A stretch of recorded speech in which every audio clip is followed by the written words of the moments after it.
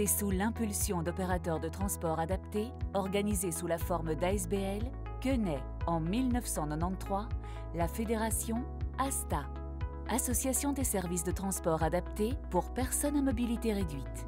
En 1995, sera développée par le pouvoir politique wallon en place à cette époque une offre spécifique de transport public à destination des personnes à mobilité réduite dont l'autonomie est insuffisante pour accéder au transport en commun classique, et ce, malgré les progrès déjà réalisés en matière d'accessibilité. C'est dans cette optique que l'ETEC passe, et ce encore en 2018, des conventions avec la plupart des opérateurs membres d'ASTA. Grâce à une structure encadrante, à une communication améliorée et à une volonté commune de proposer des services à la hauteur de ceux du public, les membres d'ASTA se sont réunis autour d'un label qualité, garant des pratiques de bonne conduite et s'articulant autour d'une série d'exigences. Aux côtés de nos 22 membres, découvrez comment le label qualité ASTA participe chaque jour à l'amélioration de la qualité des services proposés aux personnes en perte d'autonomie.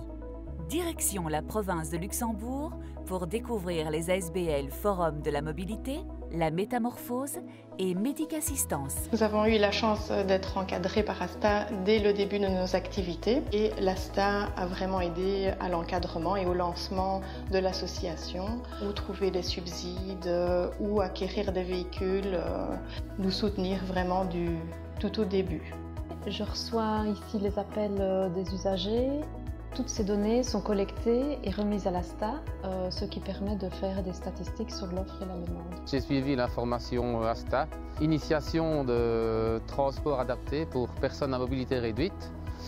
Et grâce à cette formation, je peux exercer mon métier dans les règles de l'art. Grâce à la formation ASTA, j'ai pu acquérir les connaissances nécessaires pour la prise en charge des personnes à mobilité réduite. Direction à présent dans la province de Namur et plus exactement à Wépion, où se situe le siège social de Cap Mobilité Namur. Connaître les informations comme la raison des annulations permet à l'ASTA de comprendre et d'anticiper. Parce qu'une annulation, c'est un transport perdu. Le guide de l'usager, c'est vraiment un produit qu'on a fourni tous ensemble. Ça permet d'avoir une même ligne de conduite par rapport à ce qui est possible, impossible, pour que tous les usagers puissent avoir effectivement le même canevas. Ce guide de l'usager est en perpétuelle mise à jour, parce qu'en fait, chaque fois qu'il y a une nouvelle consigne, un nouveau membre, ça peut profiter à l'entièreté de tous les membres. C'est aussi en province de Namur que nos chauffeurs peuvent suivre et parfaire leur formation par l'intermédiaire de l'ILFOP. Notre formation est ouverte à tous, chauffeurs, employés des associations membres de l'ASBL ASTA, mais également les demandeurs d'emploi, les bénéficiaires du CPAS ou toute autre structure extérieure comme les institutions pour personnes handicapées. Cette diversité permet un échange et un partage de pratiques professionnelles. Notre institut, quant à lui, dispense une formation reconnue et certificative. Bonjour, je suis Camille, chauffeur chez Cap Mobilité Namur. Grâce à la formation ASTA et au guide commun de l'usager, je peux prendre en charge l'usager dans le respect de la vie privée et de sa personne. J'ai amélioré ma communication, je le rassure, je lui explique que je peux m'occuper de tout et je peux même plaisanter avec lui. Nos membres sont également actifs en province du Hainaut avec les ASBL En Route, Mobilité en Hainaut, SATCO, CCIPH, Altéo Mobilité Hainaut Oriental, Altéo Mons, SMR et Envie. Avec 8 membres sur 22, rien que dans la province du Hainaut, c'est tout naturellement que nous avons choisi de les rassembler ici, au Parc Péridaïsa, avec qui nous partageons cette volonté d'accessibilité pour tous. La valeur ajoutée qu'apporte ASTA en matière de statistiques, elle est à deux niveaux. Il y a d'abord les statistiques qualitatives qui permettent à ce moment-là de pouvoir établir un bilan de ce qui est fait sur le terrain et d'apporter la qualité du service aux usagers. De deux niveaux, la première c'est l'uniformisation par les opérateurs différents d'ASTA de matériel de qualité ainsi que du professionnalisme du personnel. Ce sont des qualités essentielles. Et d'autre part, au niveau des usagers. Les usagers ont l'occasion, au travers d'une enquête annuelle, de pouvoir exprimer leurs sentiments par rapport au service qui est proposé. Au niveau des statistiques quantitatives cette fois, l'importance de récolter ces données au travers des opérateurs est particulièrement importante, puisqu'elle permet de voir l'évolution de l'offre et de la demande sur le territoire wallon. Et ça paraît de justifier l'importance du service auprès non seulement des usagers, des opérateurs, d'Asta, mais également au niveau des pouvoirs subsidiants de la région wallonne qui peut déterminer ainsi tout son potentiel au niveau du transport adapté en territoire wallon. Alors nous faisons des transports dans toute la Belgique, nous allons en Ardennes, à la mer, ici à Péry-d'Aïsa. Et nous sommes donc un accélérateur de déplacement des personnes à mobilité réduite, tout ça pour leur autonomie. Le TEC avait un service qu'on appelait le 105, qui était un service spécifique du TEC et qui avait comme mission de transporter le public PME. Pour des raisons internes au TEC, ils ont décidé d'arrêter ce service et ils ont fait appel à des ASBL comme nous. Nous avons développé des conventions qui sont des conventions qui se renouvellent automatiquement aux conditions TEC, donc à des prix très accessibles pour le public et à des conditions de transport qui rencontrent la nécessité d'avoir un équipement. Donc nous avons des véhicules extrêmement équipés, un personnel qui est régulièrement formé et une collaboration, je peux dire, positive avec la mission que nous assurons pour le TEC. Si nous n'existions pas, il y a des milliers de personnes qui resteraient dans leurs quatre murs, qui n'auraient pas l'accès aux soins médicaux, qui n'auraient pas l'accès à la vie, au cinéma, à aller dans la famille, etc. Et les chauffeurs, et je tiens à le souligner, nos chauffeurs formés grâce à la collaboration avec Asta, sont des références pour les clients qui montent dans nos bus et avec qui ils lient souvent des liens qui sont au-delà des liens professionnels. J'ai créé cette SBL en décembre 2017 et grâce à Asta, Asta m'a permis beaucoup de choses, notamment le contrat avec le TEC. Le Brabant wallon n'est pas en reste et nous avons plaisir de vous présenter Mobilité en Brabant wallon. C'est une SBL qui existe depuis 2004, qui a été portée par une mutualité socialiste et mutualité chrétienne, qui effectue du transport pour les personnes à mobilité réduite au sein du Brabant wallon. Donc nous sommes une équipe de 22 personnes, toutes engagées grâce aux aides à l'emploi, que ce soit APE, Ciné ou Article 60. Et il est indispensable pour nous que ces aides à l'emploi existent. Mobilité a également mis en place un projet qui s'appelle Cap BOE, donc qui est un projet porté par la province du Brabant wallon et par Cap 48. La région Bruxelles-Capitale nous offre quant à elle deux services, Solumob et Proximité Santé. On travaille à Bruxelles essentiellement sur les 19 communes.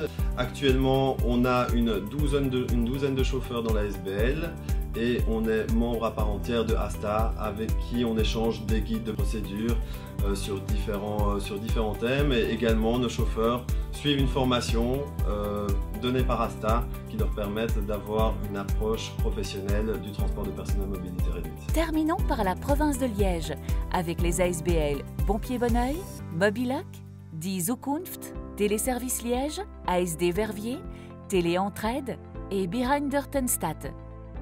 On a démarré ce service au début des années 80 avec un seul véhicule. Donc on est parti du principe que toute personne doit pouvoir se déplacer. Il est vraiment essentiel que l'ensemble des opérateurs puissent être réunis dans une association, mais une association qui a une mission aussi politique.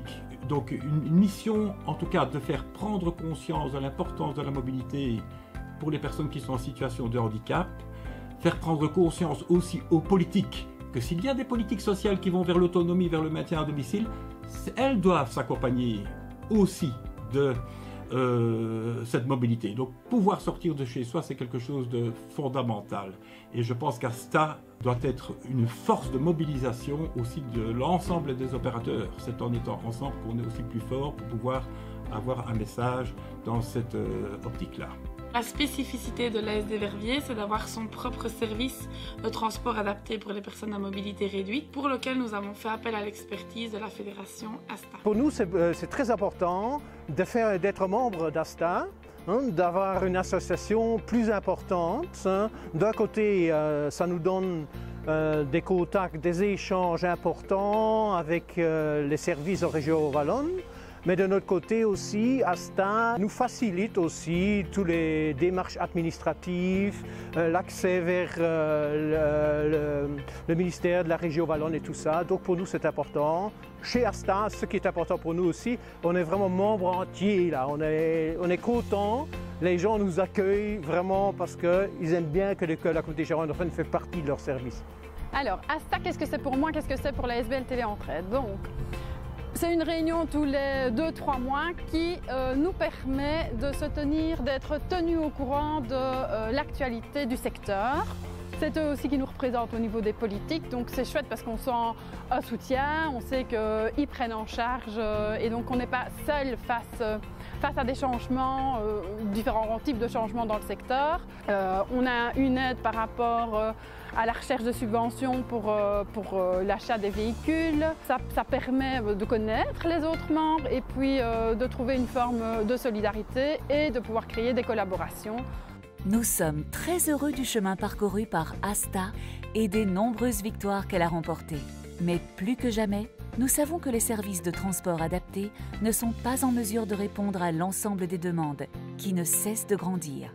Voilà pourquoi, et plus que jamais, le label Qualité est un édifice qui sort à peine de ses fondations et qu'il faut continuer à faire grandir en même temps que l'offre de services.